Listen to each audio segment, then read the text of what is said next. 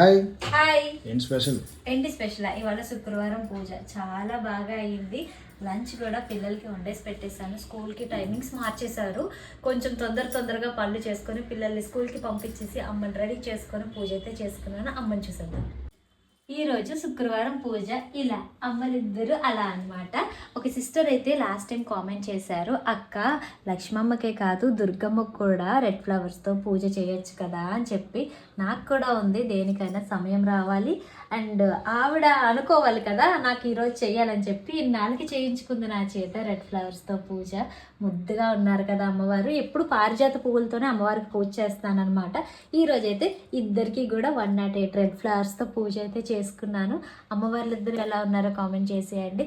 ఈరోజు చాలా సింపుల్గా ఏమంటారు స్వీట్ పొంగల్ అనమాట. అదే పరమాన్నంలో పెసరపప్పు వేసేసి వండేసి అమ్మవారికి నైవేద్యం అయితే పెట్టేశాను అనమాట.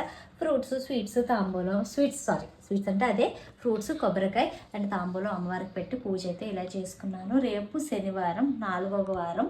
యాక్చువల్లీ ఏమైందంటే అదంతా కూడా ఫుల్ వీడియోలో క్లియర్గా చెప్తాను. అసలు ఎందుకు నేను 2 వీక్స్ చేయలేకపోయాను అన్నది ఇప్పుడే ఫుల్ వీడియోలో అప్లోడ్ చేయబోతున్నాను. ఒకసారి చూడండి. కొన్ని డౌట్స్కి కూడా క్లారిఫై ఇవ్వాలనుకుంటున్నాను. నా ఇద్దరు అమ్మవార్లు ఎలా ఉన్నారో కామెంట్ చేసేయండి. నేను ఎందుకు 2 వారాలు పూజ చేసుకోలేదు అన్నది కూడా క్లియర్గా ఎక్స్ప్లెయిన్ చేస్తాను. అమ్మవార్లు ఎలా ఉన్నారో కామెంట్ చేసేయండి. నేను మీ వైజాగ్ పిల్ల.